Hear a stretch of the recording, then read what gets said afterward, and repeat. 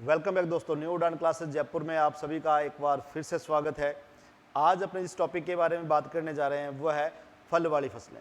तो जैसा कि आपको मैंने अपने YouTube चैनल पे न्यू उड़ान क्लासेस के YouTube चैनल के ऊपर आपको बताया था कि अगर मैं फल वाली फसलों की बात करूं तो फल वाली जो फसलें हैं उनमें से हर साल agriculture supervisor, jet, ICR, BHU या फिर अपने किसी भी एग्रीकल्चर कंपटीशन की बात करें पेपर में क्वेश्चन बार पूछा जाता है। तो आज अपने बात करेंगे फल वाली फसलों को। तो सबसे पहले अपने बात करते हैं कि फल वाली फसलें किसके अंडर और क्या आता है उसकी बात करते हैं। देखिए, अगर मैं फल वाली फसलों की बात करूं तो सभी को पता है कि हॉर्टिकल्चर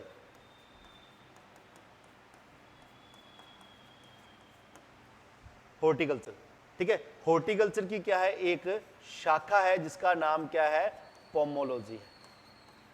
पोमोलॉजी, इसी पोमोलॉजी में अपने क्या करते हैं, फल वाली फसलों का सभी का अध्ययन करते हैं। ठीक है। और ये पोमोलॉजी जो है, ये पोमोलॉजी जो शब्द है, वैसे तो आपको जो अपने ब्रांचेज हैं, शाखाएं हैं, उसके अंदर आपने इसके बारे में पढ़ा होगा कि पोमोलॉजी की अगर बात करूं तो ये दो शब्दों से पोमम प्लस लॉजी से मिलकर बना है। ठीक है। अगर मैं बात करूं कि पोमोलॉजी है किस भाषा का, तो ये Latin plus Greek, Latin plus Greek का है। इस बात को भी आपने ध्यान में रखना है। क्यों? क्योंकि इसमें क्या, पोमम जो है वो तो लैटिन शब्द है और ये लॉजी जो है ये क्या है बेटा, ग्रीक शब्द है। इसलिए ये पोमोलॉजी क्या है, लैटिन प्लस ग्रीक शब्द है। ठीक है। पोमम का मतलब ही क्या होता है भाई, फ्रूट। अब फ्रूट की क्या करनी, स्टडी करना। किसकी स्टडी करना, फ्रूट की स्टडी करना पोमोलॉजी कहलाता है। तो अपने बात किसकी कर रहे थे बेटा, अपने बात कर रहे थे फल वाली फसलों की। तो फल वाली फसलों की बात करते हमारे दिमाग में क्या रहना चाहिए कि वो अपने किस में पढ़ रहे हैं, पोमोलॉजी के अंदर उस बात का जिक्र कर रहे हैं। तो इसमें कोई समस्या आपकी आने वाली है नहीं। चलिए जी, नेक्स्ट अपने बात करते हैं सबसे पहले फसल की, तो वो है आम। देखिए, आम भारत के अंदर ऐसा कोई व्यक्ति न जो आम के बारे में नहीं जानता। ठीक है जी। आम बोले तो मेंजिफेरा इंडिका, इसे का वनस्पतिक नाम क्या, मेंजिफेरा इंडिका। इसके बारे में डिस्कस करेंगे। सबसे पहले अपने इसकी बात करते हैं वनस्पतिक नाम की। तो इसका वनस्पतिक नाम क्या होता है, मेंजिफेरा इंडिका। क्या होता है, मेंजिफेरा इंडिका। इंपॉर्टेंट नाम है, कई बार पेपर में क्वेश्चन पूछा जाता है तो वो आपको आम ना देके उसका वनस्पतिक नाम के ऑप्शंस भी आपको दे सकता है। हाँ, ऐसा क्वेश्चन इतना आसान नहीं आता कि आम का वनस्पतिक नाम क्या, लेकिन हर बार कोई जो ऐसे पेपर हैं एग्रीकल्चर, उसमें कई बार कोई ना कोई वनस्पतिक नाम पूछ लिया जाता है ना। तो आम को क्या है, आम को भारत का राष्ट्रीय फल कहा जाता है। इंपॉर्टेंट चीज है, आम को क्या कहा जाता है बेटा, भारत का राष्ट्रीय फल कहा जाता है, नेशनल फ्रूट कहा जाता है। ठीक है। उसके बाद आम को फलों का राजा कहते हैं। हर व्यक्ति को पता है कि आम को क्या कहा जाता है, फलों का राजा कहा जाता है। ठीक है।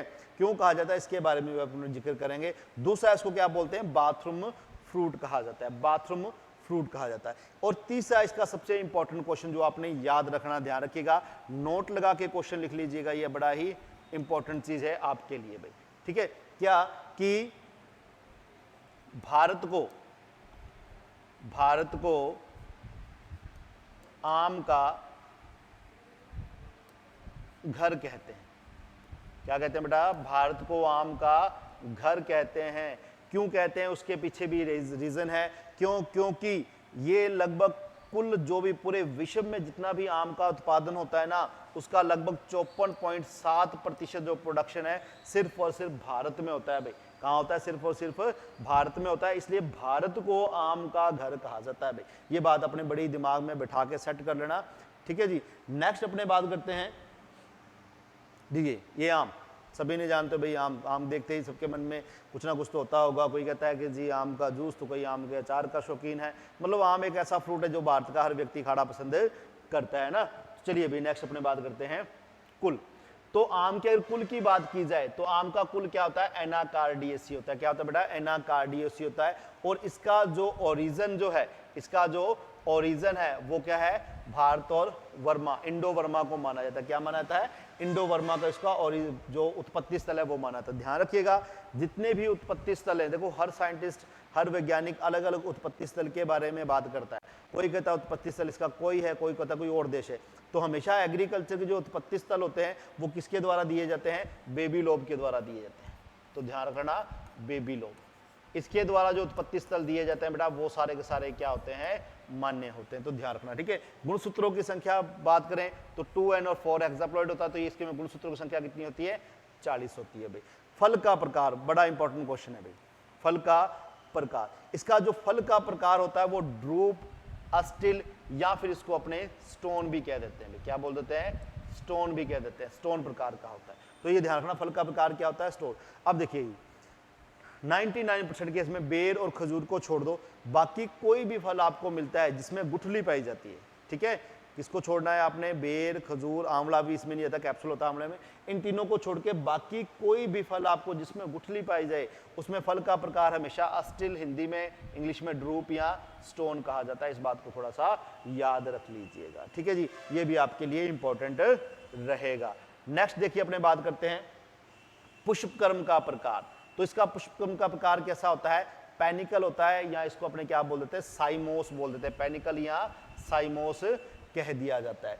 खाने योग्य भाग मध्य फल भित्ति खाई जाती है, इसकी क्या खाई जाती है, मध्य फल भित्ति, जिसको अपने मीजोकार्प बोलते हैं। देखिए जैसे आम का फल है, तो आम के फल में सिंपल सी बात है, अंदर वाली साइड क्या होती है बेटा, गुठली होती है, ऊपर क्या होता है, छिलका। सिर्फ बीच वाला भाग ही अपने खाने में उपयोग में लेते हैं, इसको अपने क्या बोल देते हैं, मीजोकार्प बोल देते हैं। देखिए जी, भारत में अगर मैं बात करूं भारत की, तो भारत में आम का सर्वाधिक उत्पादन और क्षेत्रफल जो है वो यूपी में है। बेटा याद रखिए कहां पर है, यूपी में सबसे ज्यादा आम के पौधे आपने को देखने को मिलते हैं, इस बात को याद रख लीजिएगा भाई, ठीक है जी। राजस्थान में आम का सर्वाधिक उत्पादन जो है, राजस्थान में अगर मैं बात करूं, देखो हर साल ये क्वेश्चन चेंज होता रहता है। अभी तक ये अगर अपने बात करें कि राजस्थान में सर्वाधिक आम का उत्पादन कहां पर होता है, तो राजस्थान में सर्वाधिक आम का उत्पादन जो है वो बांसवाड़ा में होता है। कहां होता है बेटा, बांसवाड़ा, ठीक है जी। नेक्स्ट है पोषक तत्व, कि आम में कौन सा पोषक तत्व पाया, तो सभी को पता है आम में सर्वाधिक विटामिन ए पाया जाता है। फलों की बात करोगे तो सर्वाधिक विटामिन ए की मात्रा किसमें होती है, आम में। कितनी होती है, 4800 IU। IU बोले तो इंटरनेशनल यूनिट, IU की फुल फॉर्म होती है बेटा इंटरनेशनल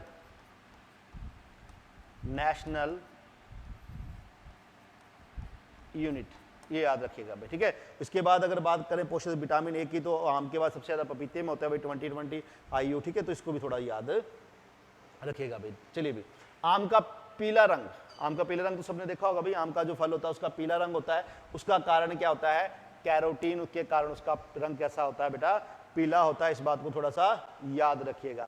नेक्स्ट अपने बात करें कच्चे आम में, जो कच्चे आम होते हैं वो खट्टे होते हैं, और खटास होने पर क्या होती है, विटामिन सी की मात्रा अधिक पाई जाती है। ये सिंपल सी बात है, कोई ज्यादा लंबी चौड़ी कहानी याद रखने की आपको जरूरत नहीं पड़ती कि कच्चे आमों में विटामिन सी की मात्रा अच्छी पाई जाती है, सबसे ज्यादा नहीं पाई जाती। कई बार बच्चा क्या कंफ्यूज होता है, सबसे ज्यादा विटामिन सी की बात करोगे फ्रूट्स में, तो आपको ये बता देता हूं, वैसे तो अपने जब क्रॉप पढ़ेंगे उसी में करेंगे। देखिए सबसे अधिक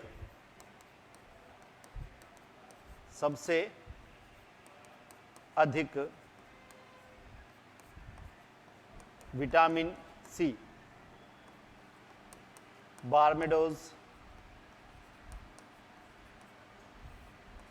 चेरी में पाया जाता है, ठीक है जी। कितना पाया जाता है, 2000 मिलीग्राम पर 100 ग्राम। सेकंड नंबर पे आता है जी विटामिन सी सर्वाधिक, तो वो होता है जी आंवला में। किसमें होता है बेटा, आंवला में। इसमें होता है जी 600 मिलीग्राम प्रति 100 ग्राम। ये ध्यान रख लीजिएगा भाई, ठीक है। तो क्या है, कच्चे आम में विटामिन सी अच्छी मात्रा में पाया था, सर्वाधिक की बात हमने नहीं की, तो इसमें कंफ्यूज मत होना भाई। नेक्स्ट अपने बात करते हैं आम का उपयोग। देखो आम का उपयोग मैंने आपको बताया ना, आम का उपयोग तो हर प्रकार में होता है भाई, ठीक है। कोई आम कच्चा अचार बना के खाना पसंद करता है, कोई अमचूर बना के खाना पसंद करता है, कोई मैंगो पल्प खाना पसंद करता है। तो क्या है, इसका हर प्रकार से इसका क्या होता है, यूज होता है। उसके बाद अचार, फल पानक बनाने में, डिब्बाबंदी वगैरह में भी इसका यूज किया जाता है। तो ये कोई समस्या वाली बात आपके लिए नहीं रहेगी। चलो भी, अब देखिए इंपॉर्टेंट क्वेश्चन भी, फलों की प्रोसेसिंग। अब बात करते हैं प्रोसेसिंग। प्रोसेसिंग का मतलब होता है जब अपने किसी भी फल को उसका जो भौतिक स्वरूप है वो बदल देते हैं। क्या कर देते हैं? उसका भौतिक स्वरूप बदल देते हैं। भौतिक स्वरूप बदलने के बाद क्या है, उसे अलग अलग, जैसे फल है तो फल को हमेशा, फलों को क्या है, फलों का स्वाद हमें चाहिए तो मीठा होता है फल का स्वाद हमेशा, है ना। तो फलों में क्यों? क्योंकि फलों में TSS है वो 10 से 24% तक तो पाई जाती है। बेटा ये हमेशा ध्यान रखना, फलों में कम से कम TSS 10 से 24% तक होती है। तो अब फल है तो अपने को मिठास चाहिए, तो उसको चीनी के साथ अपने क्या करते हैं, परिरक्षित करके रखते हैं भाई। अब उसको चीनी के साथ परिरक्षित करके रखते हैं, तो ऐसा उत्पाद जिसको चीनी का मतलब आम को जब अपने प्रोसेसिंग करते हैं उसको क्या बोलते हैं? मैंगो पल्प कहा जाता है। और आम में सर्वाधिक निर्यात किए जाने वाला जो प्रोडक्ट है उसका नाम भी क्या है? मैंगो पल्प है। बेटा इस बात को थोड़ा सा माइंड में सेट रखना, क्या है? मैंगो पल्प है। दूसरा, भारत कुल विश्व का 54.7% आम का उत्पादन करता है, जिस कारण, ये बात मैंने आपको पहले बता दी थी फिर दोबारा बता रहा हूं, जिस कारण आम को, सॉरी,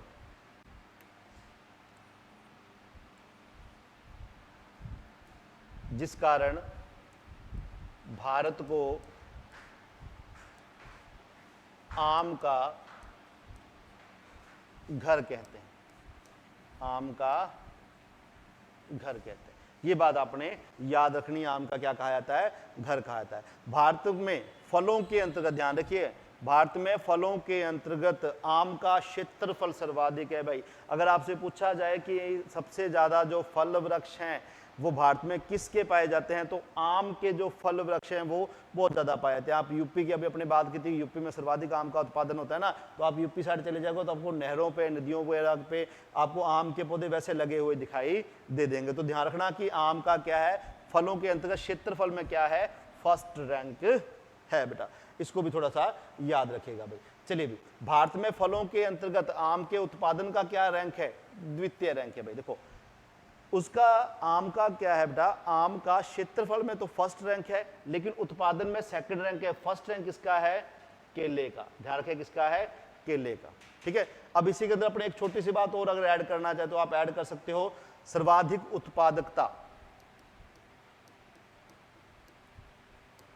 सर्वाधिक उत्पादकता, उत्पादकता वाला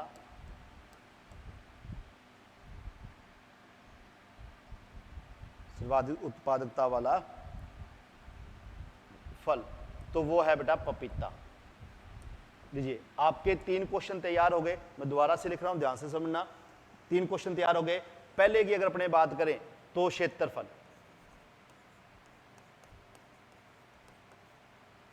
क्षेत्रफल में प्रथम, तो बेटा क्षेत्रफल में प्रथम है आम, मतलब सबसे ज्यादा पौधे आम के, सबसे ज्यादा भाग किसके हैं? आम के। सेकंड अगर मैं बात करूं उत्पादन की, किसकी बात करें? उत्पादन की, तो उत्पादन में पहला रैंक है केला। सबसे ज्यादा उत्पादन किसका होता है? केले का। अगर अपने बात करें किसकी? उत्पादकता की, तो नाम आता है पपीता। इसको थोड़ा सा आपने याद रख लेना भाई, ठीक है जी। नेक्स्ट अपने बात करते हैं, लीजिए भी, जलवायु। एक मिनट देखिए, उसके बाद अपने बात करते हैं, एक छोटा सा एग्जांपल है कि अकबर ने अपने शासनकाल के दौरान बिहार में एक साथ 1 लाख पौधे लगाए थे भाई। बिहार में एक साथ क्या 1 लाख पौधे लगाए थे। उस जगह को किस नाम से जाना जाता है? लक्खी बाग के नाम से जाना जाता है। थोड़ा इंपॉर्टेंट है, याद रखिएगा, कभी कभार पेपर में क्वेश्चन पूछ लिया जाता है बेटा, ठीक है जी। चलिए नेक्स्ट अपने चलते हैं। हाँ जी, जलवायु। अगर बात करें जलवायु की, तो आम क्या है? उष्ण जलवायु का फल वृक्ष है। इसे उष्ण से उपोष्ण, मतलब ठंडे गर्म दोनों प्रकार की जो मिक्स जलवायु होती है वहां पर अपने जो है इसको बड़ी आसानी के साथ लगा सकते हैं। पर्टिकुलर टेम्परेचर पूछा जाए, देखो बेटा वैसे तो कभी टेम्परेचर के ऊपर सुपरवाइजर में क्वेश्चन नहीं पूछा था, लेकिन आम, बेर और खजूर, ये 3 ऐसी फसलें हैं जिसके टेम्परेचर और जिसकी फैमिली के बारे में कभी भी क्वेश्चन पूछा जा सकता है ना, इसको आपने याद रखना है। तो आपसे अगर पूछा जाए कि उसकी टेम्परेचर क्या है, तो टेम्परेचर जो होता है वो 24 से 28 डिग्री सेल्सियस तापमान क्या रहता है, इसके लिए सबसे अच्छा माना जाता है। ये ध्यान रखना, किसके लिए? इसकी वृद्धि और पुष्पन के लिए, मतलब फूल आने के लिए और ग्रोथ के लिए अगर टेम्परेचर की बात की जाएगी तो वो टेम्परेचर कितना रहता है, 24 से लेकर 28 डिग्री। अब आप सभी को पता है कि जो आम का पौधा होता है उसमें पुष्पन का समय क्या होता है, तो जनवरी फरवरी के आसपास पुष्पन आता है, तो उस समय टेम्परेचर 24 से 28 के पास होना आवश्यक है भाई। नेक्स्ट देखिए अपने बात करते हैं मिट्टी। लो भाई इसको तो टिक कर लो भाई, ये तो यूनिवर्सल ट्रुथ हो गया, कोई किंतु परंतु करनी ही नहीं है अपने को। देखो जब बात आती है ना सबसे अच्छे की, सबसे अच्छा कोई एक होगा, सिंपल सी बात है, अच्छे बहुत सारे। तो अब ऐसा नहीं है कि जहां पर बलुई दोमट मिट्टी नहीं है तो वहां पर आम की खेती अपने कर नहीं सकते, वहां पर भी आम की खेती हो सकती है। लेकिन अगर पूछा जाए कि अच्छी मिट्टी कौन सी है, तो अपने नर्सरी वाले टॉपिक में बात पड़ी थी कि अगर मिट्टी की बात की जाती है तो कौन सी मिट्टी बेटा, सैंडी लोम। कौन सी, सैंडी लोम। ये मिट्टी सबसे अच्छी, जिसको अपने ब्लूई दोमट मिट्टी कहते हैं, सबसे अच्छी मानी जाती है। पीएच, लो जी ये तो रट्टी रटाई बात है बेटा, कहीं किंतु परंतु नहीं आनी चाहिए इसमें। किसकी, कृषि की दृष्टि से, कृषि की दृष्टि से आप इसे उदासीन भी बोलो तो भी गलत नहीं है। कृषि की दृष्टि से उदासीन मृदा का पीएच, उदासीन मृदा का पीएच होता है, उदासीन मृदा का पीएच होता है। तो सभी को पता है उदासीन मृदा की पीएच की बात करते हैं तो ये लिखा आपका आंसर कितना होता है, 6.5 से 7.5। ये only for the agriculture land. अगर कृषि की दृष्टि से बात करेंगे, वैसे सभी को पता है उदासीन मृदा का पीएच हमेशा कितना होता है बेटा, 7 होता है।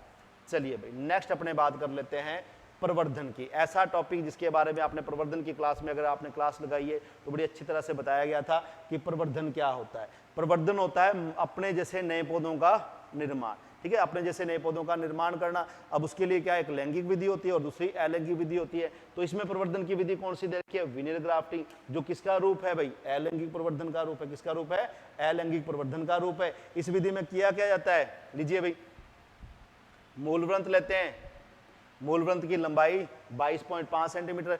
प्रवर्धन वाले टॉपिक को एक बार फिर से देख लीजिएगा, अच्छा क्वेश्चन बनता है भाई उसमें। 22.5 सेंटीमीटर इसकी क्या रखते हैं, अपने लंबाई रखते हैं। जो चौड़ाई रखी जाती है वो रखी जाती है 0.5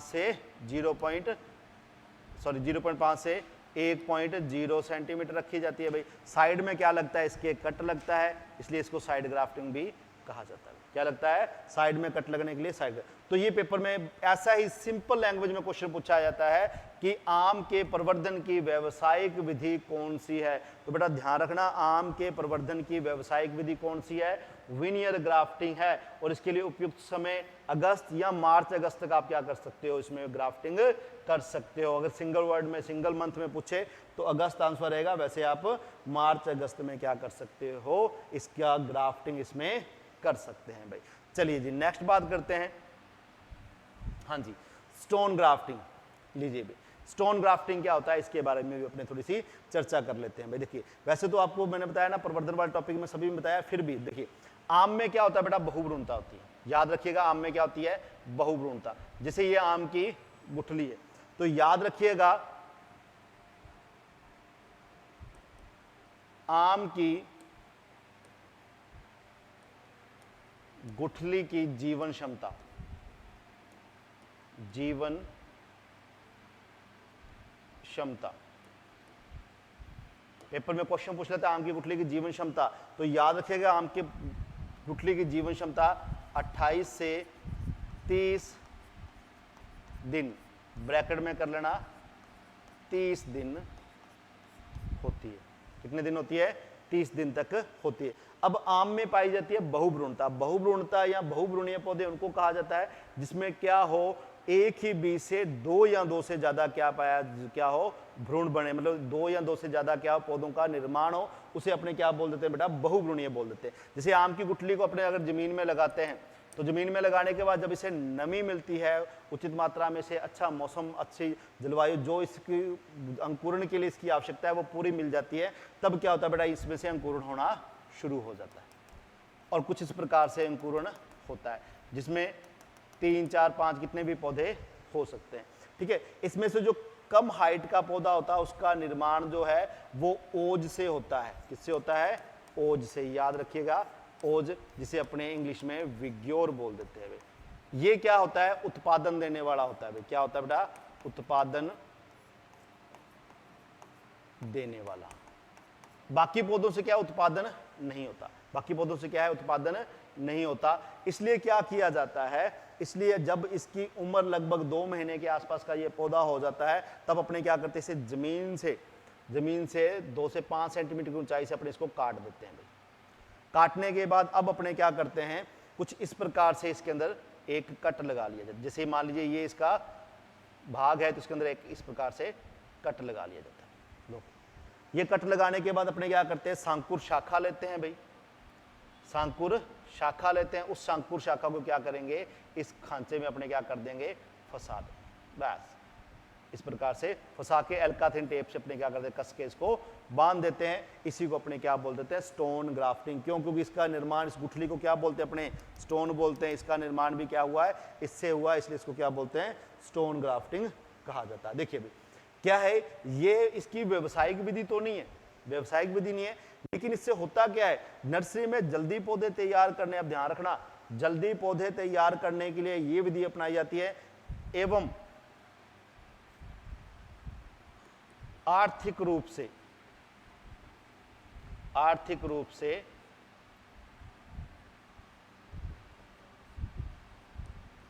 उपयुक्त विधि है, आर्थिक रूप से उपयुक्त विधि है। यही बात आप याद कर लीजिएगा। कई बार पेपर में क्वेश्चन पूछने का तरीका अलग आ जाता है भाई, ठीक है। जल्दी उत्पादन लेने के लिए क्या है, जल्दी उत्पादन लेने के लिए उपयुक्त है। लीजिए भाई, जल्दी उत्पादन के लिए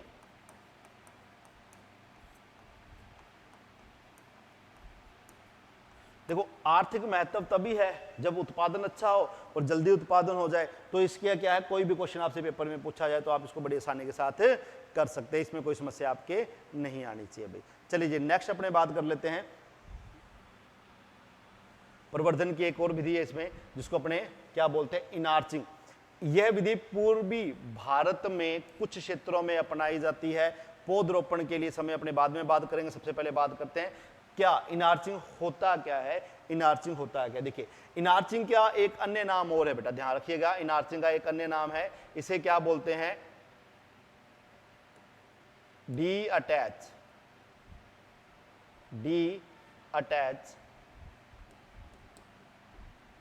ग्राफ्टिंग भी कहा जाता है। डी अटैच ग्राफ्टिंग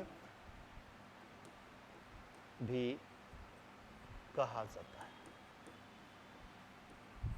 कैसे, उसकी भी बात कर लेते हैं। देखो, डी अटैच ग्राफ्टिंग क्यों बोलते हैं और इनार्चिंग क्या चीज है, तो उसके बारे में भी अपने बात कर लेते हैं। लो बेटा, देखिए इसमें क्या होता है, अपने किसी गमले में, पॉट जिसको बोल देते हैं अपने, पॉलीथीन में या किसी भी चीज में अपने क्या करना, मूल वृंत तैयार करना। लीजिए भाई, हमने इसमें मूल वृंत तैयार कर लिया, मूल वृंत को हमने तैयार कर लिया। देखिए बाकी विधियों में क्या होता था बेटा, दोबारा समझा रहा हूं, थोड़ा ध्यान समझना। बाकी विधियों में एक तो होता था मूल वृंत, क्या होता था बेटा, मूल वृंत। बाकी प्रवर्धन वाले टॉपिक में दोबारा पढ़ना, इसको अच्छा समझाएगा आपको, मूल वृंत, ठीक है। और दूसरा क्या होता था, सांकुर। जैसे मान लीजिए ये पौधा सांकुर पौधा है, जिससे अपने को शाखा लेनी, जिसे अपने को शाखा वगैरह लेनी है। तो नॉर्मल विधियों में अपने क्या करते थे, मूल वृंत को तैयार करते थे, सांकुर शाखा को काटते थे, सांकुर शाखा को यहां से काट लेते थे, और अलग अलग विधियों से इसमें क्या कर लेते, अपने प्रवर्धन कर लेते थे।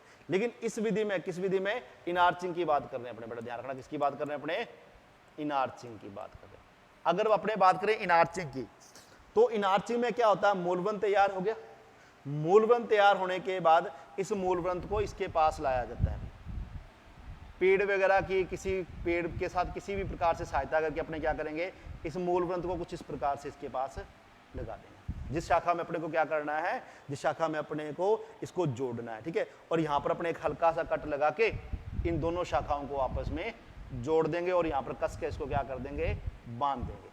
अब क्या होगा, जब इसमें मिलन हो जाएगा, 3 से 4 महीने का समय लगता है, मिलन हो जाएगा, तब इस शाखा को अपने क्या करेंगे, यहाँ से काटेंगे, इस शाखा को अपने यहाँ से इस पौधे को निकालेंगे और दूसरी जगह पर क्या कर देंगे, इसकी सोइंग कर देंगे। बस ये होती है इनार्चिंग। देखो अब सभी विधियों में अपने क्या करते थे, सभी विधियों में अपने क्या करते थे, अपने उन मैथड को क्या करते थे, वहां से हटाते थे, क्या करते थे, वहां से हटा के और दूसरी जगह पर अपने क्या करते, शाखा को काट कर लगाते। इसमें शाखा को काट के लगाने की आवश्यकता नहीं होती, इसको काट के लगाने की आवश्यकता नहीं होती, इसलिए इसे क्या कहा जाता है, सॉरी, इसलिए इसको अटैच ग्राफ्टिंग कहा जाता है, सॉरी, इसलिए इसको क्या कहा जाता है बेटा, अटैच ग्राफ्टिंग भी कहा जाता है। ठीक है, अब ये बात आपको ध्यान रखनी है। तो एक क्वेश्चन तो ये आता है, दूसरा इसके अंदर से क्वेश्चन क्या पूछा जा सकता है, ये है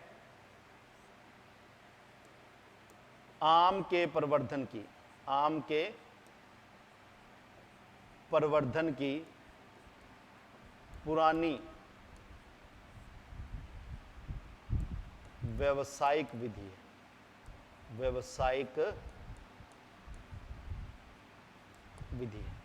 बस ये बात अपने को याद रखनी चाहिए। नेक्स्ट अपने बात करते हैं पौधरोपण का समय। देखो मैंने उस दिन भी आपको बात बताई थी, अगर आपने नर्सरी वाला टॉपिक है या बाग के रेखांकन की विधियां, उसकी अगर आपने ढंग से पढ़ा है, उसमें ये सारी बात एक्सप्लेन की हुई है कि पौधे लगाने का उपयुक्त समय क्या है। उसका उपयुक्त समय जून जुलाई, या फिर इसको अपने क्या बोल देते हैं बेटा, मानसून का मौसम बोल देते हैं भाई, मानसून का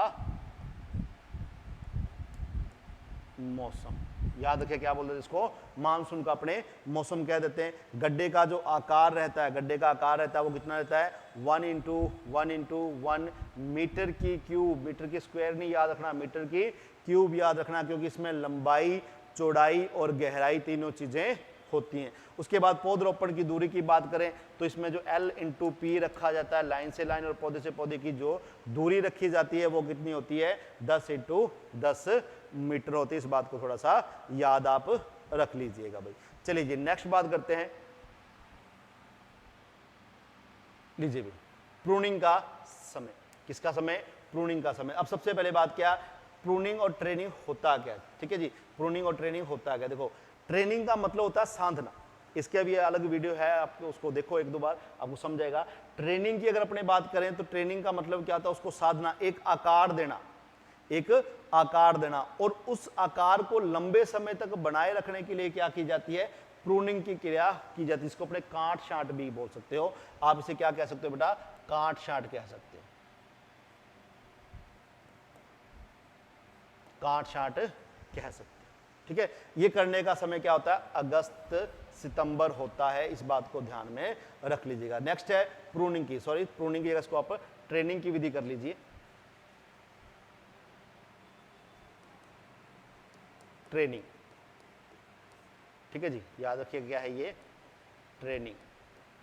ट्रेनिंग की विधि की बात करें तो रूपांतरित अग्र प्ररोह प्रणाली, रूपांतरित अग्र प्ररोह प्रणाली, इसका भी वीडियो आपके YouTube के ऊपर और आपके ऐप के ऊपर, उसे एक बार आप जरूर देखिएगा, पूरी चीज आपको उसमें एक्सप्लेन हो जाएगी। ठीक है, नेक्स्ट है आम में पुष्पन का समय। तो आम में पुष्प आने का समय फरवरी मार्च, जनवरी फरवरी मार्च के आसपास का समय होता है। फलन का समय क्या होता है, मई से जुलाई का समय होता है। ठीक है, इसको थोड़ा सा याद रखिएगा। बाकी ये जो पुष्पन का समय है और फलन का समय, ये क्षेत्र के अकॉर्डिंग अलग अलग थोड़ा बहुत हो सकता है बेटा। ठीक है, नेक्स्ट अपने बात करते हैं आम में परिपक्वता की अवस्था। अगर अपने बात करें तुड़ाई की अवस्था या परिपक्वता की अवस्था, तो हमें यह कैसे पता लग सकता है कि आम में, आम का जो फल है वो परिपक्व हो गया है, अब उसकी तुड़ाई कर लेनी चाहिए या नहीं, उसके बारे में देखिए। सबसे पहले फूल लगने के लगभग, आइडिया तो यही होता है कि फूल लगने से लगभग 90 से 1 दिन में जो फल है वो तोड़ने के लिए तैयार हो जाते हैं। उनकी तुड़ाई अपने क्या कर सकते हैं, बड़ी आसानी के साथ कर सकते हैं भाई। ठीक है,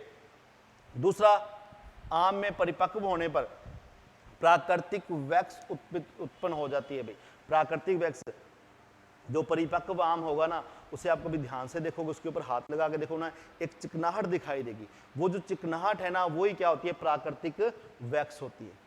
ठीक है, क्या होती है, प्राकृतिक वैक्स होती है। वैक्स का वैसे आपने यूज किया, वैक्सिंग के लिए जो अपने फलों को लंबे समय तक सुरक्षित रखना होता है, प्रोसेसिंग करनी होती है, तो वैक्सिंग का यूज किया जाता है ना, तो वो ध्यान रख लेना। ठीक है, वैसे ही उसमें क्या होता है, हल्की मामूली सी, जैसे इतनी ज्यादा चिकनाहट नहीं होती, हल्की मामूली सी चिकनाहट दिखाई देती है, जिसको अपने क्या बोल देते हैं, उसकी वैक्स बोल देते हैं। तीसरा जो इसका मेन कारण है, पता लगे, जो आम में परिपक्व होने पर कंधे फूल जाते हैं। कंधे फूलने का मतलब क्या होता है, जो आम का फल होता है बेटा ध्यान रखना, जैसे आम का जो फल होता है वो थोड़ा सा इस प्रकार से फूला हुआ हमें दिखाई देना शुरू कर देता है भाई, थोड़ा सा यहाँ से कंधे फूले हुए हमें दिखाई दे देते हैं। और ये क्या होता है, कि ज्यादातर आपको दशहरी आमों में देखने को ज्यादा मिलता है भाई।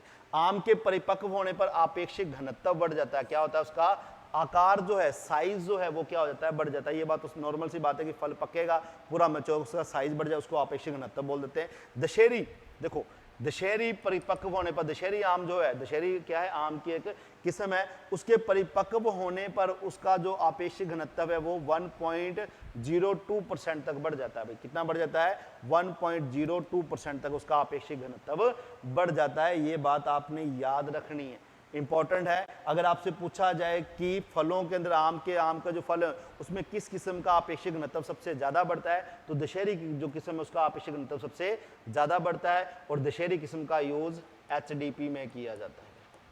ठीक है, नेक्स्ट चलते हैं अपने भाई, लीजिए भाई, उपज। अभी खत्म नहीं हुआ टॉपिक, अभी बहुत पड़ा है, ये तो बेसिक सी चीजें, अभी तो नई चीजें तो अब शुरू होंगी। अगर अपने उपज की बात करें तो 90 से 1 किलो, जो 120 किलो फल है वो प्रति वृक्ष प्राप्त होते हैं भाई। एक पौधे की बात कर रहा है, एक हेक्टेयर वगैरह की बात नहीं कर रहा है ये। और हेक्टेयर की बात करेगा तो लगभग 15 से 20 टन प्रति हेक्टेयर क्या होता है, उत्पादन हो जाता है। इस बात को थोड़ा सा याद रख लीजिएगा। उसके बाद बात करते हैं अपने इसके भंडारण की, कि आम का भंडारण जो है वो किस तापमान पर और कैसे किया जा सकता है भाई, इसको थोड़ा सा याद रखिएगा भाई। अगर अपने भंडारण की बात करें तो आम का जो भंडारण है वो लगभग 12.7 डिग्री सेल्सियस, देखिए 12.7 डिग्री सेल्सियस तापमान पर 85 से 90% अपेक्षित आर्द्रता पर 3 से 4 सप्ताह के लिए अपने उसको स्टोर कर सकते हैं। क्या कर सकते हैं, स्टोर कर सकते हैं। लेकिन क्या होता है, ये अब चीज याद रखिएगा, लेकिन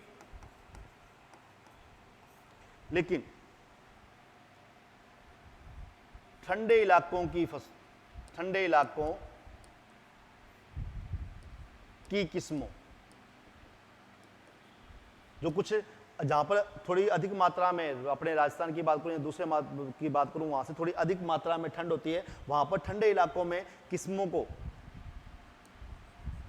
3.9 से 8.9 डिग्री सेल्सियस तापमान पर भंडारित किया जा सकता है। सभी की बात करेगा तो 12.7 डिग्री सेल्सियस की। अगर सिर्फ ठंडे इलाके की किस्मों की बात करेगा, ठीक है, ठंडे इलाके की किस्मों की बात करेगा तो उनको भंडारित करने के लिए ये तापमान क्या रहता है, हाँ आर्द्रता सेम रहेगी, आर्द्रता में कोई भी अंतर नहीं आता भाई, आर्द्रता में कोई भी अंतर नहीं आता, इस बात को याद रख लीजिएगा भाई। तो ये इसका क्या था, उपज और भंडारण थी। नेक्स्ट चलते हैं अपने किस्मों के ऊपर। अब देखिए ये हमारा अब टॉपिक शुरू होता है।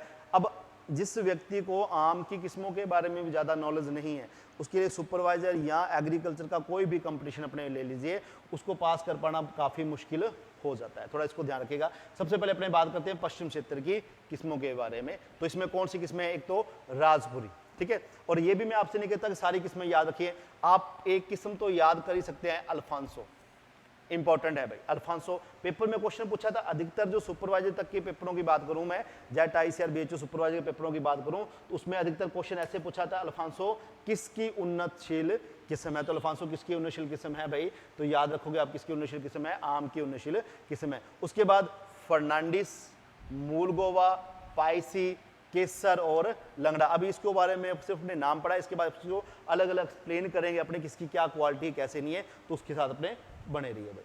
चलिए भाई नेक्स्ट अपने बात करते हैं उत्तर क्षेत्र की किस्में। उत्तर क्षेत्र की किस्में भाई, तो उसमें कौन कौन सी है, लंगड़ा, बॉम्बे ग्रीन, दशहरी, फजली, चौसा, सफेदा और केसर। उत्तर क्षेत्र हमारे लिए इंपॉर्टेंट है भाई, इसको आपको याद रखना जरूरी है, ठीक है। इसके लिए आपने क्या करना है, एक लाइन याद रखनी है,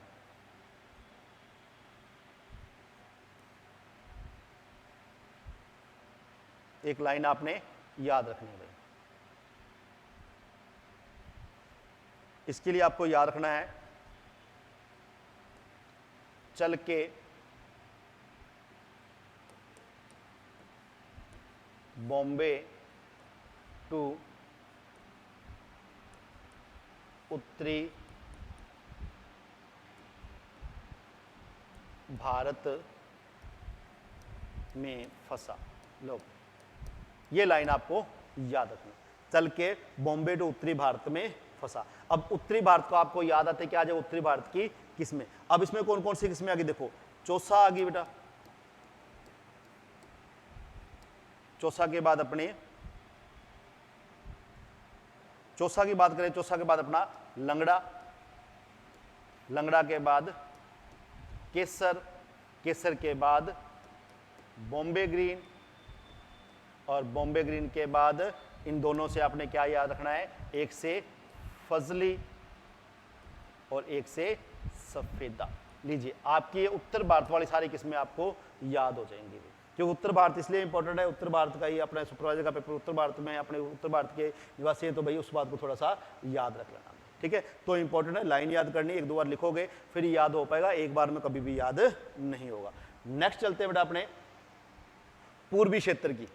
पूर्वी क्षेत्रों में मालदा, जर्दालू, कृष्णभोग, हिमसागर और गुलाबे खास या गुलाब खास जो किस्में वो फेमस होती हैं, तो इसको भी आपने याद रखना है। नेक्स्ट है दक्षिणी क्षेत्र की, तो नीलम, बेंगलोरा, तोतापुरी, बेनासन, स्वर्ण रेखा, केसर और बगनपली। अब देखिए यहाँ पर आप कंफ्यूज होते हैं, सर केसर तो हमने उत्तर में भी पढ़ा है, तो जो किस्म उत्तर में लगती है वो दक्षिण में भी लग सकती है, कोई बड़ी बात का फर्क नहीं रहता, इस बात पे कभी कंफ्यूज मत हो जाना भाई, ठीक है। इस बात को थोड़ा सा ध्यान में आप रखिएगा। चलिए जी नेक्स्ट बात करते हैं किस्मों के लक्षणों की, किस्मों के लक्षणों की। अब इसको आप थोड़ा सा याद कीजिएगा, ध्यान से पढ़िएगा। लीजिए सबसे पहली बात किस्म जो है वो है दशहरी। कौन सी किस्म बेटा?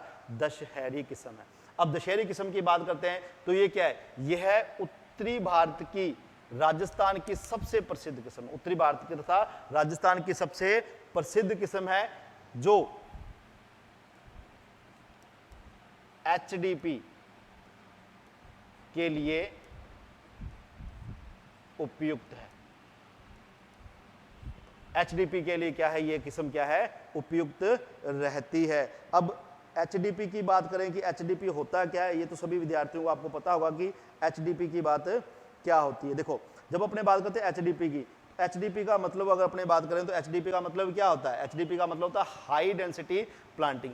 अब अपने क्या पढ़ा था पीछे कि आम में L/P क्या होता है, आम में L/P 10 मीटर होता है, लेकिन अगर मैं बात करूं दशहरी की, तो दशहरी को 5x5 मीटर के ऊपर भी लगाया जा सकता है। 5x5 मीटर के ऊपर भी अपने इसको क्या कर सकते हैं, लगा सकते हैं, जिसको अपने क्या बोल देते हैं, एचडीपी या हाई डेंसिटी प्लांटिंग या सघन रोपण का नाम दे दिया जाता है। तो ये भी आपके लिए इंपॉर्टेंट रहेगा, क्योंकि आम में हमेशा क्या होता है, आम के अंदर क्या है, L/P 10x10 मीटर होती है, लेकिन इसमें कितनी रहती है बेटा, दशहरी में 5x5। एक आम्रपाली का एग्जाम्पल आएगा, उसके बारे में अपने आगे बढ़े। नेक्स्ट बात करते हैं चौसा। यह सबसे मीठी तथा पछेती किस्म है। चौसा आपको सभी को पता है कि आम की सबसे मीठी किस्म है और पछेती किस्म है, तो इसको भी कोई ज्यादा समस्या आपके पास रहने वाली नहीं रहती भाई, ठीक है। तो ये आप याद रखिएगा कि आम की सबसे मीठी किस्म इंपॉर्टेंट है बेटा। आम की सबसे मीठी किस्म कौन सी होती है, तो आम की सबसे मीठी किस्म है जो है चौसा। उसके बाद है फजली, उसके बाद है फजली। इसे ये क्या है, पछेती किस्म है। क्या है ये, पछेती किस्म है। इस बात को थोड़ा सा याद रखिएगा भाई।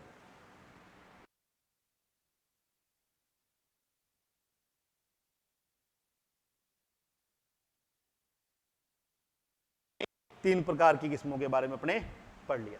नेक्स्ट अपने बात करते हैं, देखो ये किस्मों के बारे में आपको डायग्राम वगैरह के अंदर मैंने समझाया हुआ, आराम से आप इसको देख सकते हो, तो कोई समस्या नहीं आने वाली भाई फलों के बारे में। अब आम तो ऐसा फल है जिसको सर कोई जानता है भाई ना, लेकिन आम के अंदर क्या होता है, अलग अलग प्रकार की जब आपको वेराइटियां देखने को मिलती है तब हम कंफ्यूज होते हैं कौन सी वेराइटी क्या है क्या नहीं है, तो उसमें कंफ्यूज आपने नहीं होना भाई। नेक्स्ट है केसर। लो भाई नाम से पता लगता है, नाम से खुशबू आ रही है भाई, नाम से खुशबू आ रही है भाई। अब नाम से जब खुशबू आ रही है तो पहचान सकते हो क्या हो सकता है भाई, चलिए भाई, तो नाम से ही पता लगता है केसर, तो ये क्या है, सबसे सुगंधित किस्म है। केसर क्या है, आम की सबसे सुगंधित किस्म है बेटा, इसको ढंग से याद रख लेना। आम के अंदर से क्वेश्चन ये बड़ी बार पेपर में बड़ा बार पूछा जा सकता है भाई, ठीक है। अब देखो जी, अगर ये आम की क्या है, सुगंधित किस्म है, तो इसका प्रसंस्करण भी अच्छा होगा भाई, बोले तो प्रसंस्करण, बोले तो इसकी प्रोसेसिंग भी अच्छी होगी। तो आम की केसर किस्म का उपयोग प्रसंस्करण के लिए भी किया जाता है, इस बात को भी थोड़ा सा आपने याद रख लेना है भाई, ये भी आप पेपर में मत भूलना, ठीक है। उसके साथ साथ क्या है, ये है गुजरात की, यह है गुजरात की अगेती किस्म, गुजरात की अगेती किस्म। इसको भी आप माइंड में थोड़ा सेट कर लीजिएगा कि जो गुजरात की अगेती किस्म है उसका क्या नाम है। चलिए भी नेक्स्ट है अल्फांसो, बड़ी इंपॉर्टेंट क्वेश्चन है भाई। अल्फांसो अधिकतर जब किस्मों के अंदर जाते हैं ना तो ऐसी किस्मों के बारे में ज्यादा पूछा जाता है।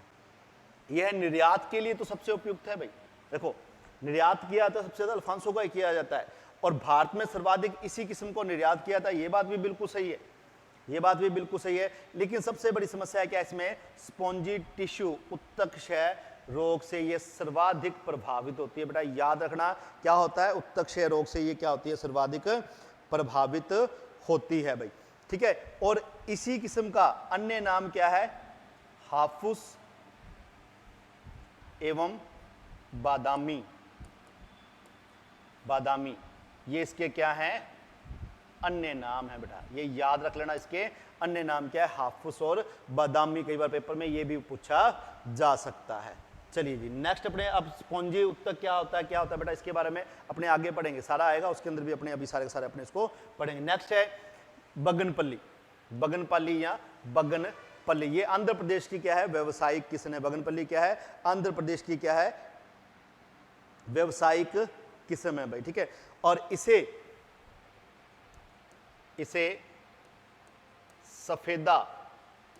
सफेदा के नाम से जाना जाता है, नाम से जाना जाता है। याद रखिएगा इसे क्या है, सफेदा के नाम से भी क्या है, जाना जाता है। इस बात को थोड़ा सा माइंड में आप सेट कीजिएगा भाई। ठीक है, नेक्स्ट चलते हैं बॉम्बे ग्रीन। लीजिए भाई बॉम्बे ग्रीन ये सबसे अगेती किस्म है। बॉम्बे ग्रीन क्या है, सबसे अगेती किस्म है, ध्यान रख लेना भाई। बॉम्बे ग्रीन क्या सबसे अगेती किस्म है। एक बॉम्बे ग्रीन, एक बॉम्बे येलो भी आता है बेटा, क्या है, बॉम्बे येलो भी आता है, जिसका ये था आपको मैंने डायग्राम दिखाया था, एक बॉम्बे येलो। ये किस्म और बॉम्बे ग्रीन किस्म बेटा अलग अलग है। चलिए इस पहले अपने बॉम्बे येलो के बारे में बात कर लेते हैं। बॉम्बे येलो, बॉम्बे येलो, ये भी देखो बॉम्बे ग्रीन अलग किस्म है, बॉम्बे येलो जो है वो अलग किस्म है। ठीक है, ये क्या है, ये बिहार की अगेती किस्म। क्या है बेटा, बिहार की अगेती किस्म, बिहार की अगेती किस्म है, बॉम्बे येलो बोलते हैं इसको। कलर क्या है, बिल्कुल इसका येलो आपको दिखाई देने को मिल जाता है भाई। नेक्स्ट है अपने पास बॉम्बे ग्रीन, ये क्या है, सबसे अगेती किस्म। लो भाई एक इंपॉर्टेंट क्वेश्चन आपके पास बन गया, क्या है ये, सबसे अगेती किस्म है भाई, इसको याद रख लेना भाई। ठीक है जी, नेक्स्ट यह उत्तर प्रदेश में इसे मालदा, दिल्ली में इसे सिरोली के नाम से जाना जाता है। ये इसके दो अन्य नाम आगे, इसको क्या है, उत्तर प्रदेश में तो मालदा बोलते हैं, दिल्ली में इसको क्या बोलते हैं, सिरोली बोलते हैं। अलग अलग क्षेत्रों में अलग अलग नाम दिए जाते हैं बेटा, सभी को पता है ना, उसमें कोई किंतु परंतु नहीं है। इसमें सर्वाधिक विटामिन सी पाया जाता है। लो भाई एक क्वेश्चन और बन गया हमारा कि सर्वाधिक विटामिन जो सी है वो किस में पाया जाता है बेटा, बॉम्बे ग्रीन में पाया जाता है, बॉम्बे येलो मत कर देना वहां पर। ठीक है, यह है गुच्छा मुच्छा रोग। गुच्छा मुच्छा रोग बोले तो मैंगो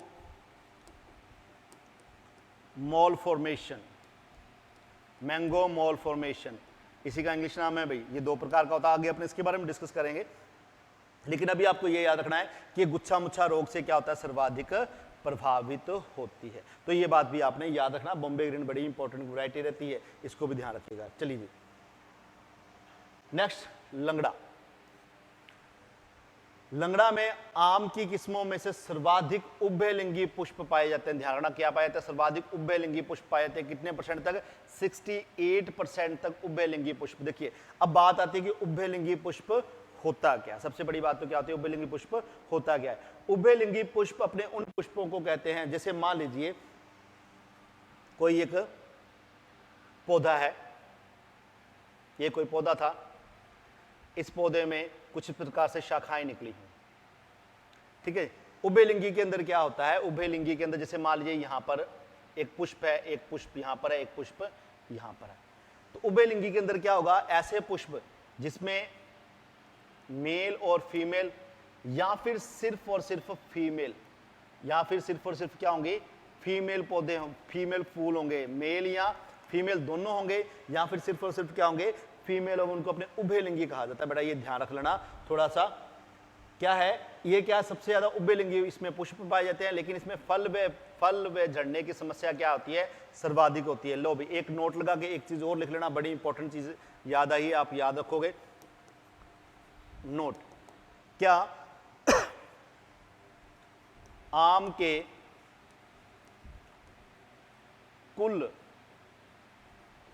फूलों में से 0.1% फूल फल में बदलते हैं। लो जी, अब आप आइडिया लगा लीजिए कि आम के जो कुल फूल होते हैं उसमें से 0.1% फूल होते हैं वो फल में बदलते हैं। इस बात को भी आपने याद रखना है भाई, थोड़ा सा माइंड में सेट रखिएगा। नेक्स्ट अपने बात करते हैं निरंजन, मधुलिका, MOCH1, ये आम की बेमौसम की क्या है, किस्में। आम की बेमौसम की क्या है, ये सारी की सारी किस्में। नेक्स्ट है आम की जावेरी। देखो जावेरी का एक अन्य नाम है जिसे इसे जेबियर भी कह देते हैं भाई। क्या बोल देते हैं बेटा, जेबियर भी बोल देते हैं, कोई समस्या नहीं, कोई समस्या नहीं है, नाम एक ही है, जेबियर भी बोल देते हैं। इसमें सर्वाधिक TSS होता है, कितना होता है, 24% तक TSS होता है। ये बात आप ध्यान रखिएगा, TSS होता है कितना, टोटल सॉल्युबल सॉलिड कितना होता है इसमें, लगभग 24% तक TSS होता है, ये याद रखिएगा भाई। चलिए भाई नेक्स्ट है रोजिका। लो भाई अब रोजिका की बात करें तो ये क्या म्यूटेंट वैरायटी है, उत्परिवर्तित किस्म है। क्या है, उत्परिवर्तित किस्म है। देखो उत्परिवर्तन या म्यूटेंट क्या होता है, जब किसी भी किस्म में अचानक से क्या हो, अचानक से कोई परिवर्तन आ जाए, अचानक से कोई परिवर्तन आ जाए, वो पीढ़ी दर पीढ़ी क्या होता रहे, चलना शुरू कर दे, उसको अपने क्या बोल देते हैं, म्यूटेंट बोल देते हैं, उत्परिवर्तन बोल देते हैं। ठीक है, तो रोजिका का उत्परिवर्तन द्वारा तैयार की गई किस्म है। नेक्स्ट है नीलम, ये भी बड़ी इंपॉर्टेंट किस्म है भाई। नीलम की जब अपने बात करते हैं तो नीलम क्या है भाई, ये तो तमिलनाडु की किस्म है भाई, ध्यान रख लेना। क्या है, दक्षिण भारत की लगातार फलन है, और साथ में क्या है, तमिलनाडु की पशेती किस्म है, पशेती किस्म है, ये ध्यान रखना। ये क्या है, तमिलनाडु की क्या है, पशेती किस्म है। इस बात को आपने याद रखना है भाई, इसमें गलती मत कर देना। ठीक है, अब देखिए ये लगातार फलन भी देती है, पशेती किस्म भी है, और सबसे इंपॉर्टेंट यातायात हेतु उपयुक्त किस्म। लो जी ये याद रख लीजिएगा भाई। क्या है, ये दक्षिण भारत की लगातार फलन देने वाली किस्म है, तमिलनाडु की पशेती किस्म है, और यातायात के लिए क्या है, बड़ी ही उपयुक्त किस्म है। इस बातों को आपने ध्यान में रखना है भाई।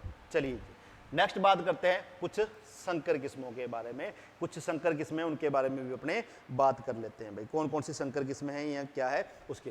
देखिए संकर किस्मों से पहले अपने एक बात करते हैं अन्य किस्मों की। अन्य किस्म, देखिए जब अपने बात करते हैं अन्य किस्मों की, तो अन्य किस्मों में सबसे पहला नाम आता है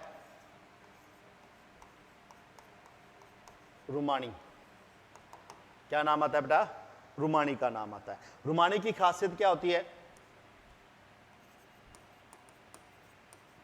इसके फल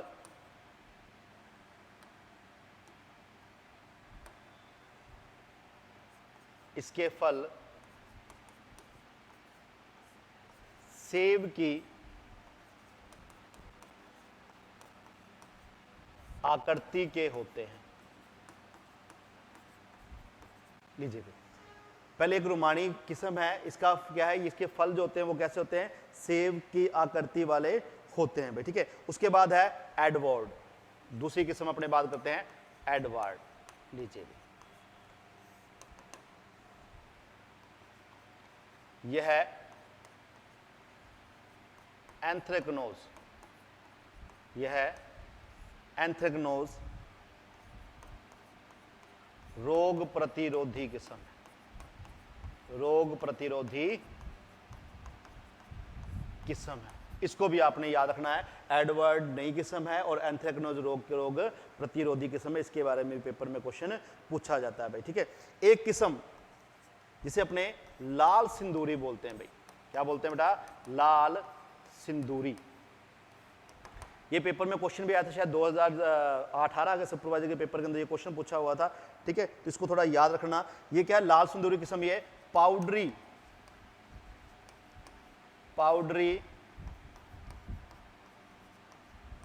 मिल्ड्यू रोग प्रतिरोधी किस्म, रोग प्रतिरोधी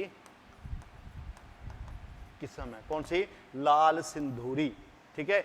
एक भगवा सिंदूरी आता है, एक सिंदूरी भगवा, एक सिर्फ भगवा किस्म आता है ना, तो उनमें कंफ्यूज मत होना, वो अलग अलग वैरायटियों के, वो अमरूद की वैरायटियों के, ये लाल सिंदूरी की बात है जो पाउडरी मिल्ड्यू रोग प्रतिरोधी किस्म है, इसको मिक्स मत कर लेना भाई, ठीक है, ये ध्यान रखना भाई, ठीक है। नेक्स्ट है बेंगलोरा,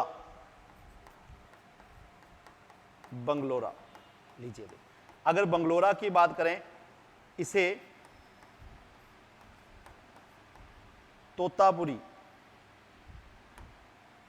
इसे तोतापुरी किस्म भी कहा जाता है, इसे तोतापुरी किस्म भी कहा जाता है। इसको भी थोड़ा सा आप याद रखिएगा। बंगलोरा का नाम क्या है, तोतापुरी किस्म है। कई बार पेपर में ये भी क्वेश्चन पूछ लिया जाता है भाई, ठीक है जी। तो ये आपकी क्या कुछ अन्य किस्में थी, इनके बारे में भी आपने क्या करना है, इनको भी याद रखना है। नेक्स्ट अपने बात कर रहे थे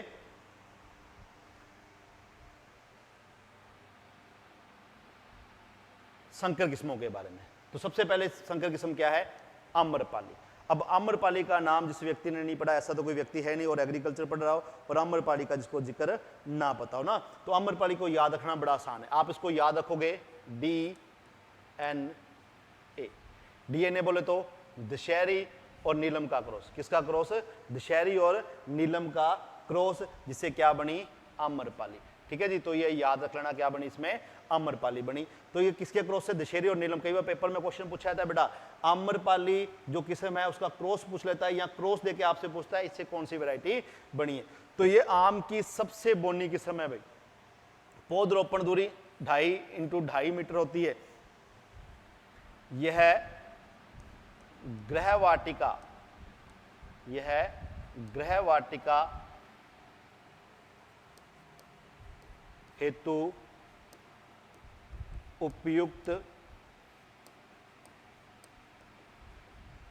किस्म है।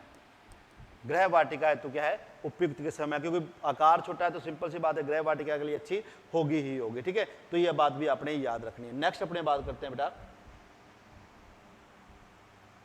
लीजिए भाई, मल्लिका नीलम और दशहरी का क्रॉस है। किसका क्रॉस है, मल्लिका नीलम और दशहरी का क्रॉस है। इसको भी आप क्या याद रख सकते हो, NDM, नीलम और दशहरी के क्रॉस से तैयार है। इसमें क्या खासियत है, इसमें विटामिन ए की मात्रा सर्वाधिक पाई जाती है। अभी अपने बात की थी, जब आम के बारे में पढ़ा था तब हमने ये बात की थी कि सर्वाधिक विटामिन ए, फलों में सर्वाधिक विटामिन ए आम में पाया जाता है। कितना, 4800 इंटरनेशनल यूनिट पाया जाता है। और सर्वाधिक विटामिन ए की बात करें तो किस किस्म में पाया जाता है, तो वो मल्लिका में पाया जाता है। इसको ये आपने याद रखना है। नेक्स्ट है साई सुगंधा। इसके लिए आपको क्या याद रखना है, TKS याद रखना है, TKS। तोतापुरी और केसर का क्रॉस है। क्या है, तोतापुरी और केसर का क्रॉस है, जिससे कौन सी वैरायटी बनी, साई सुगंधा वैरायटी का निर्माण हुआ है। इसको आप याद कर सकते हो, कोई दिक्कत वाली बात नहीं आता, ठीक है। तो ये क्या है, आम की नई किस्म, आम की नई किस्म है, साई सुगंधा आम की नई किस्म है। इसको भी आप याद कर सकते हो। नेक्स्ट है पूसा अरुणिमा। क्या नाम है बेटा, पूसा अरुणिमा। ये भी पेपर में, कई बार पेपर में क्वेश्चन पूछा जाता है, पूसा अरुणिमा के बारे में भी पूछा जाता है। तो ये किसका, अल्फांसो और सनसेशन का क्रॉस है। नेक्स्ट अपने बात करते हैं रत्ना। रत्ना क्या है, नीलम और अल्फांसो का क्रॉस है। किसका, नीलम और अल्फांसो का क्रॉस है, जिसे आप RNA के नाम से याद रख सकते हो भाई, RNA। रत्ना किस किस का क्रॉस है, नीलम और अल्फांसो का क्रॉस है, ये स्पॉन्जी टिश्यू प्रतिरोधी किस्म है। देखिए अल्फांसो में ये रोग बहुत ज्यादा होता है और ये क्या इसके प्रति क्या है, प्रतिरोधी, इसमें ये रोग देखने को नहीं मिलता, तो इसको भी थोड़ा सा आपने याद रखना। नेक्स्ट है CISH1। देखिए CISH1 की बात करें तो CISH1 जो होता है इसकी फुल फॉर्म होती है सेंट्रल इंस्टीट्यूट ऑफ सब tropical horticulture. Central institute of सब ट्रॉपिकल हॉर्टिकल्चर ये कहां पर है, लखनऊ में है। वहां से किस्म तैयार है जिसका नाम है अंबिका। ये अम्रपाली और जोनार्दन पसंद के संकरण से तैयार की गई है। ये CISH आपको बता के गया हूं अभी, सेंट्रल इंस्टीट्यूट ऑफ सब ट्रॉपिकल हॉर्टिकल्चर, लखनऊ द्वारा विकसित की गई क्या है, एक किस्म है। इसको भी आप याद कर सकते हैं, बड़ी आसानी के साथ इसको याद किया जा सकता है भाई, ठीक है जी। चलिए जी नेक्स्ट अपने बात करते हैं मंजरी। मंजरी किस्म की बात करें तो ये किसका क्रॉस है, रुमानी और नीलम का क्रॉस है। प्रभाशंकर बॉम्बे ग्रीन और कालपेड़ी किस्म का क्रॉस है। अर्का अरुण जो है वो बैगनपल्ली और अल्फांसो का क्रॉस है। यह भी स्पॉन्जी टिश्यू प्रतिरोधी किस्म है। ये भी क्या है, स्पॉन्जी टिश्यू प्रतिरोधी किस्म है, ध्यान रखिएगा। अर्का अरुण या कई बार अर्का अरुणा भी मिलता है, ये नाम भी इसी का है, अर्का अरुणा, ठीक है बेटा। इसको थोड़ा सा आपने याद रख लेना है भाई।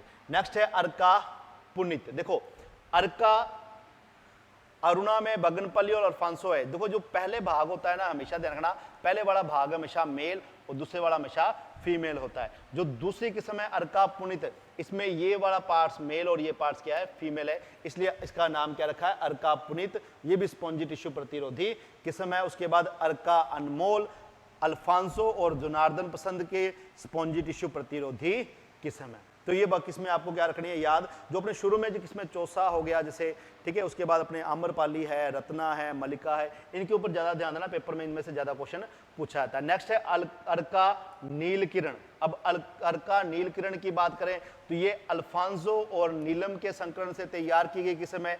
ये भी स्पॉन्जी टिश्यू प्रतिरोधी किस्म है। क्या है, स्पॉन्जी टिश्यू प्रतिरोधी किस्म है। स्पॉन्जी टिश्यू रोग होता क्या है, ये अपने रोगों के अंदर जब बात करेंगे तब उसके बारे में एक्सप्लेन से पढ़ेंगे भाई अपने, ठीक है। अन्य किस्में लो भी, आपको बहुत बार बता दिया कि आम में बहुभ्रूणता पाई जाती है। बहुभ्रूणता की जब बात करते हैं तो बहुभ्रूणता क्या होती है, जब बेटा क्या हो, एक ही बीज से दो या दो से अधिक, एक ही बीज से दो या दो से अधिक जब भ्रूण मतलब पौधों का निर्माण, उसे अपने बहुभ्रूणता वाले या बहुभ्रूणीय पौधे कह देते हैं। इसमें भी क्या बहुभ्रूणता सामान्यतः दक्षिण भारत की जातियों में देखने को क्या मिलती है, अधिक मिलती है भाई। चलिए भाई, कौन कौन सी वेराइटियां हैं जिसमें बहुभ्रूणता पाई जाती है भाई, लो भाई, पीच, कुरकान, बवंडन, नेकरी, लीजिए भाई, नेकरी, ओलार, नाम याद कर लीजिएगा बेटा, एक तो ओलार सबसे इंपॉर्टेंट है, क्या है ओलार, इसको ढंग से याद कर लेना भाई, ठीक है। नेक्स्ट अपने बात करेंगे अगर चंद्रकिरण, बप्पाकाई, मूलगोवा, ये ऐसी वैरायटी बता रहा हूं जो ज्यादातर पेपर में पूछी जा सकती है। ओलार है, बप्पाकाई है, चंद्रकरण है, मूलगोवा है। ये अधिकतर पेपर में क्वेश्चन पूछा जाता है कि जो आम है उसकी बहुवर्णीय किस्मों के बारे में बताओ, तो ये नाम आपको याद रखने। उसके बाद में है कि आम में गाइनोडायोसिस प्रकार का पुष्पन होता है। गाइनोडायोसिस का मतलब क्या होता है, इसमें मादा पुष्प क्या होते हैं, अधिक होते हैं, ध्यान रख लेना, ठीक है। नेक्स्ट है सर्वाधिक उभयलिंगी पुष्प, अपने पहले बात कर चुके थे, किसमें होते हैं, लंगड़ा में होते हैं, और सबसे कम किसमें होते हैं बेटा, रुमानी में होते हैं। सबसे कम किसमें होते हैं, रुमानी में होते हैं। तो जुड़े रहिए हमारे साथ भाई न्यू डन क्लासेस जयपुर के साथ। बाकी जो इसका जो टॉपिक बच गया रोगों का और कीटों का, वो नेक्स्ट वीडियो में आपको मिल जाएगा। तब तक के लिए धन्यवाद, आपका दिन शुभ हो। Thank you so much.